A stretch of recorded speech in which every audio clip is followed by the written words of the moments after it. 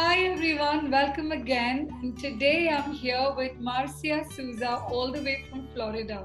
Marcia does some interesting work. She basically teaches teachers how to teach grammar in a fun way to aspiring Latin students and even adults. More about that from Marcia as I welcome her with us today. Hi Marcia, thank you so much for coming on the interview. Hi, thank you so much for having me. I really admire what you're doing. It's awesome. Thank you. I'm so glad. Yes, it's been a really great experience co-authoring this book and meeting women from all across the world. And what's even Yes. more beautiful is that it's given us the opportunity to meet many more, such as even you.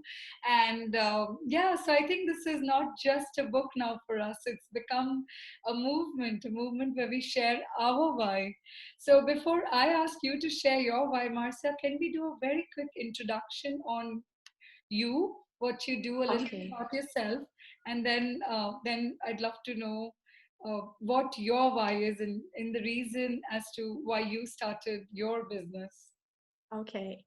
Well, I'm Marcia Souza, and I am the creator of Grammatically Creative, which I provide service to new or aspiring teachers to on how to teach grammar, EFL, which is English as a foreign language, to adult Latino students. But in beginning, like beginner intermediate levels, which are the most, I would say, challenging levels to teach.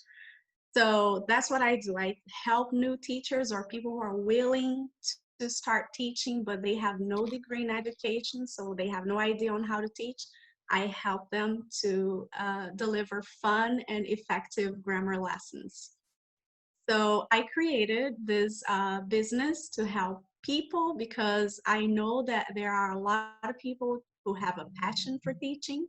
So I just want to help everyone to make an impact in their students' lives.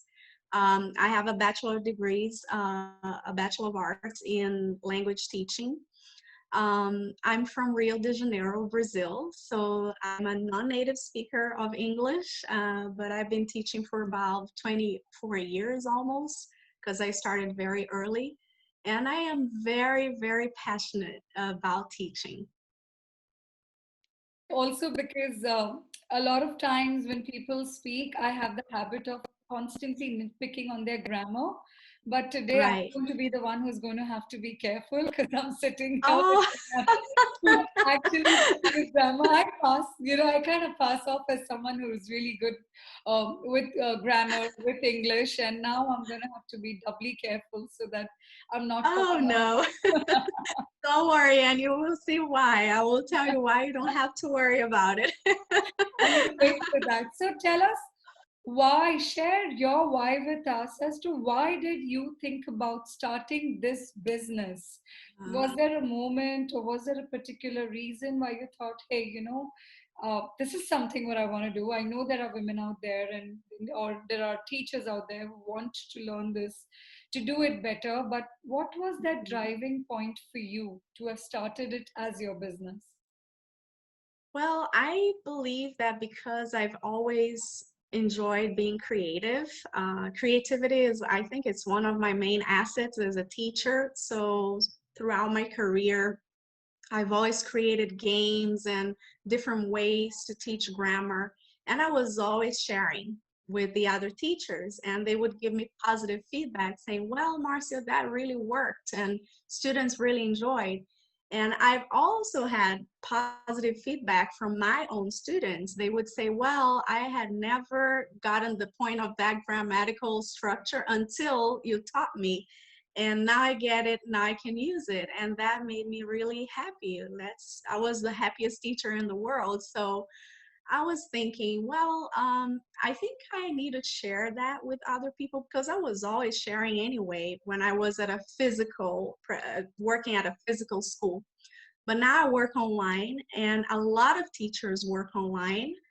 And I was thinking, why not becoming a TEFL trainer and help other teachers to become creative in the classroom as well. Because at the end of the day, it's all about the student, right? We want our students to succeed, to become fluent, and that's what they want, and to be confident speaking, using the language, and just, overcoming all their difficulties. And I believe that when you have fun in the classroom, that's when the magic happens. So that was one of my whys. The other one was, throughout my career, those 24 years of teaching, something has always bothered me, which was the lack of diversity and representation of Black people, gay people, people from different nationalities, because the English teaching has always been centered in standard English, either American or British English, right? So my students would never know what a person from India would sound like, or a person from South Africa or Jamaica or Trinidad and Tobago or Haiti or Mexico. They would never know. And guess what? I live in Florida. So I was thinking, when I started teaching here, a lot of my students were saying, your teachers don't prepare us for real life, because what you learn from the books is not the reality, right? You go out there and you hear English from, different countries, different people, different accents. So I want to be able to communicate with everybody. And that really got me thinking it is a problem. And this is something that has always bothered me. I would say bother me, because it is a problem. And I was trying to find ways on how I could tackle this problem, what kind of things I could do to prepare my students for English as a global language, to use it in whatever situations they are, either formal, informal, no matter who they talk to. And this was my second why. And I believe that in the market, all the materials we have, all the training that we are offered as teachers, they lack this part. And this is something that we need to be reflective on. We need to change. What can we do? So I would like the teachers that I coach to become critical of their own practices and just think about, well, there is something I need to do about it, because English is a global language, as I said. It's not only American and British. So what can we do about it? So that was my other why. I love it. So, one, that you're good at it, and very deep and a very interesting perspective that Yes, diversity is what's missing. We look at it like a subject and we just study it. yeah. Where's the application, and how do we make it more? Mm-hmm. How do we connect with different people and their accents and their the way Right, they speak from across the world? Very right. interesting. So tell me then, Marcia, how would you encourage other women who'd like to start their own businesses to feel empowered and take that leap? Well, I would say start from the beginning. I know it sounds weird to say that, because this is how I started. I'm still building my website. I'm still working on things. I have a lot of ideas that I was not able to make them reality yet, but I'm working on them. So just start, take baby steps, and don't be afraid, because I doubted myself so many times for so many reasons. Oh, I'm a non-native speaker of English. Who wants to hear about what I have to say and my experience? And you have all these imposter syndrome in your head, and you need to fight that daily, because I believe that everybody has something interesting to share. And I'm sure that if you are a woman, and women are usually creative people, we're fighters, our lives are not very easy. So if you can have your own life and do the things you need to do, you can have a business. So take the first step, do whatever you can. Don't do everything all at the same time. Just get started and learn throughout your way. You have your own path. So, of course, I was trying to get ready and prepared, but I was thinking, you know what, I need to start. And now that I have started, I see, yes, I had to start because the only way I will learn how to do things is if I start doing. So just get started. Even if it's not perfect in the beginning, you will learn. It will be all right. Just get started, take baby steps, and learn Yes, along the way. yes. Lovely. So now we're going to ask some social media specific questions.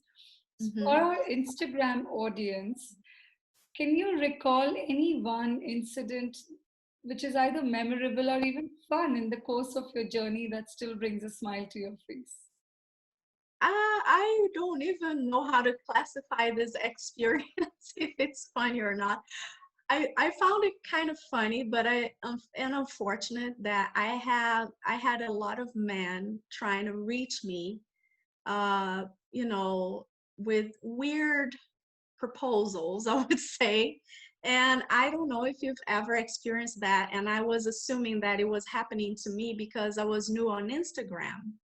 And I guess that's what people try to do with new accounts. So I was thinking, what is going on?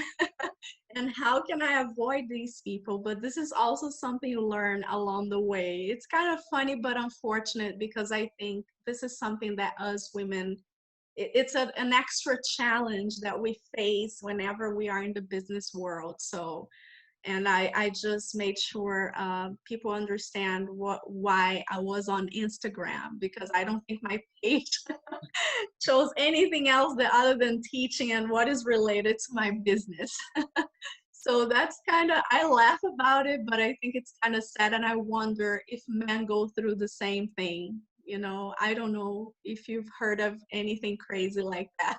Yes, we haven't really thought about whether men go through the same thing. That's interesting. I used to, in fact, even with my Instagram account, but I think it was just very easy to figure out who are the people who want to follow you to Yes, sort of be in touch with your work or what you're doing, right, and who are just right, spending time trying to write random messages. And then right. the filtering became easier and easier over time. And I think what you said is so correct, and what you're doing is so right, that you made it Mhm. clear what you do, so then at least the people who are there to waste time, or if they're reaching Yes, out for any kind of reasons which are other than work, will know that right. there's going to be, it's just a waste of their time, because that's not going to be entertained. Exactly. The So hazard that of I social think that media was of being a woman, I guess. yes. I've always wondered, do men go through the same things we do when we're trying to work? I don't think so. They go through half of the things that we do. I've actually asked this question to a few of my friends, guy friends, and some of them have actually gone through it. I just think we as women go through it a Uh-huh. lot more, and for them it's like an aberration. It might Hmm. happen a few times or a couple of Okay. times, or maybe not even. But I guess when you're a woman, then largely you will go through these strange messages or these strange, Yes. connection requests. If you're a woman, you have to go through it, and I think if you're a man, you may not go through it. But one Right. thing for certain, the frequency may not be as much as it would be for us. Yes, now it's better. And I mean, as I said, when you just get started, because it's a new Instagram account, you have all kinds of people, but then it kind of narrows down to the people who are interested in what you do.